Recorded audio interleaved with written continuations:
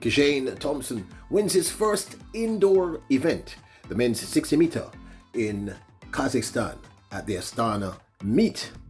But truth is, there was panic at the end of his run.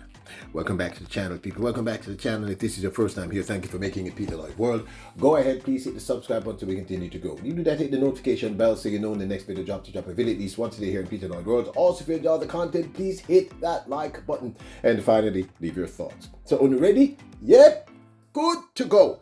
Well, first up, Jamaica's Stacey Ann Williams, the 400 meter runner, has switched camps. Word is Stacey Ann Williams, former Texas Longhorn, has departed Elite Performance Track Club in Jamaica and has linked up with Hurdle Mechanics Training Group in Arkansas. Now, if you don't remember, that's the same group that Alana Reid left the team that trains Sha'Carri Richardson to join. Now, I agree that an athlete must do what is most important for their personal career. So I trust Stacey Ann Williams, and I'm sure that she believes that this is the right move. But I must wonder how this will impact her relationship with bronze medalist from the men's 110 meters hurdles at the Paris Olympic Games, the remarkable Rashid Broadbell. Well, I'm pretty sure that they'll be able to survive a little distance.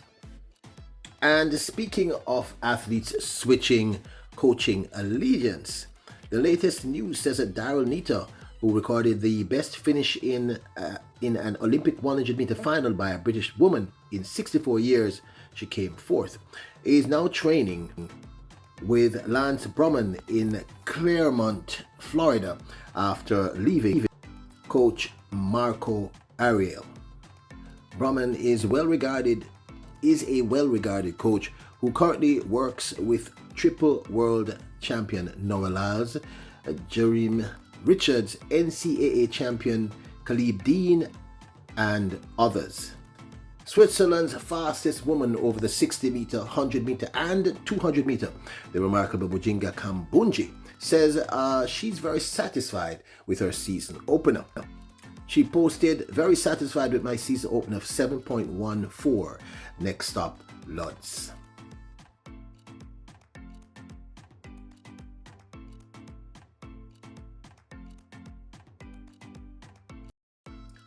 She did not have the best season last year. Although, if you're a regular here, you know that I'm a big fan of Jinga Kongji, but she just didn't have a great season last year. She had injury issues, so she looked good in that 60 meter, hoping for the best for her. Introducing Peter Lloyd World merchandise, where style meets comfort.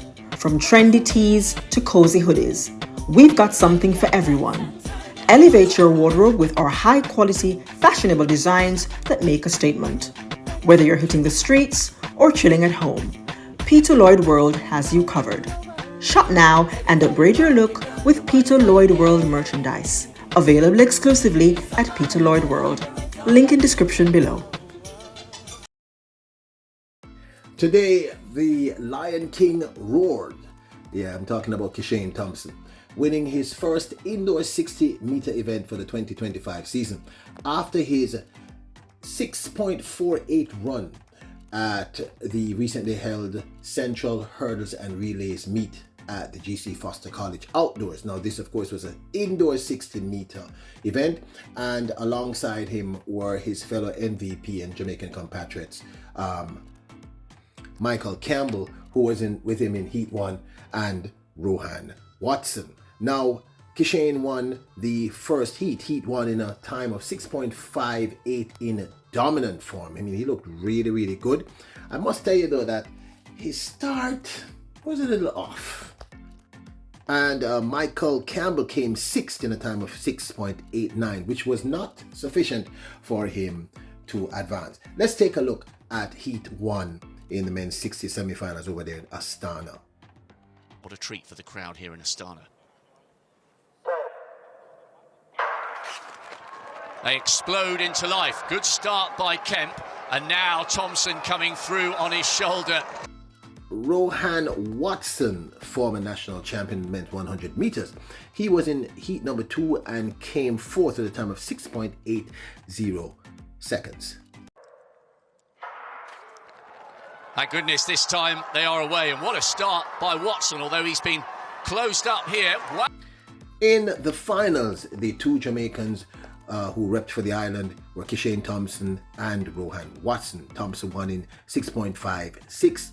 Watson took the last position, 8th, in a time of 6.82. Andre de Grasse was in this race, came 6th in 6.74. In the world this year in 4. Thompson's got a little bit of work to do here because he's under pressure from Kemp. Now he's coming across the line. Good run towards the end. But I have to tell you that at the end of the race, there were moments of panic because it looks to me and to the announcers and anyone who was watching that Kishane might have been injured. He was grimacing and he immediately sat down on the track, something we saw no one else do, and he looked worried and he looked as if he was in some degree of discomfort. Watch. The outside there by Al Baloshi of Oman now. And seriously, and I am not one to panic, but I got worried almost instantaneously. The announcer was worried. People called me who seemed to be worried. But in the end, it looks as if he shook it off, whatever it was. He looked more comfortable leaving. So yes, there was panic after his 60-meter final in Astana earlier today. Anyone who tells you otherwise, they may be fibbing. I'm not the only person. Even the announcer was going on about it, that he didn't look comfortable. And he didn't look comfortable to me. Now, this, of course, is my 2 cents. Here's the truth. This race was not as good as the one he ran at GC Foster. Not just in time, but in absolute execution. The race he ran at GC Foster was smooth. He looked very confident. And it was a masterclass in how to execute a 60-meter. Now, it could be because I think this might be the very first 60-meter indoor he has ever ran. And I've said to you on several occasions, running a 60 meters outdoors and a 60 meters indoors, they always have nothing to do with each other. Outdoors, there's a factor of the elements, wind, rain, etc. If you have the wind behind you, it's called a plus wind. It's pushing you towards the line, which makes you run a faster time. If you're running into the wind, it's slowing you down. It's called a negative wind. So, and if it's raining, it's going to, all of those things impact how you run outdoors. Indoors, everything is pristine in terms of there are no elements, there's no wind, there's no rain, there's nothing like that. The most you might have is a little noise from the audience, from the onlookers. So to me, it looked as if he was uncomfortable. He didn't look comfortable in either the heats, and he certainly didn't look comfortable in the semifinals. Now, I don't want to think maybe, there was some pain issue. I don't think so. If you look at the heats, which was heat 1, he got out of the blocks very, very slowly. He didn't explode like we saw him explode at GC Foster. He just looked uncomfortable. So I am thinking more than likely what happened is that this is a very new environment for him. So he's getting used to how to run an indoor 60 meter. The reason why he was able to win is because he's just fast like lightning, people. The man just fast.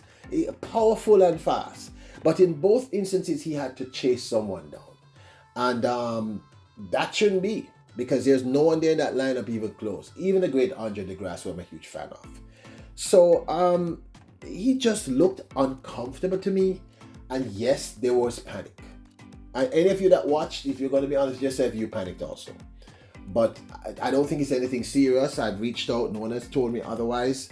But I think why his time was just, 6.56 isn't a bad time.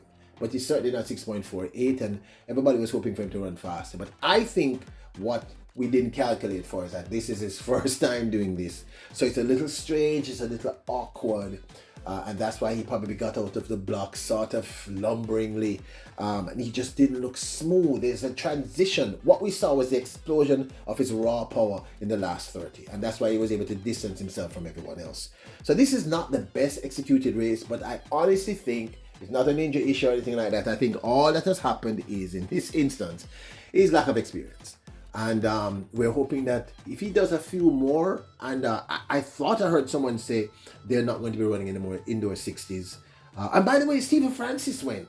Wow, Stephen Francis is like an 8-hour trip or something like that. It's crazy. It's a heck of a trip. So Stephen Francis was there, so you know he's really invested in Tia, and Kishane. Rowan Watson, he looked better to me because good first 30, but he keeps fading. I still think what's happening to Rowan Watson is in his head. It's more psychological than it is physiological. But this, of course, is my 2 cents. Now, don't forget to hit the subscribe button, the notification bell, and hit the like button, and check out our Printify at printify.com. I'll leave a link in the description below if you want some merch. You are royals, kings and queens. Bless up.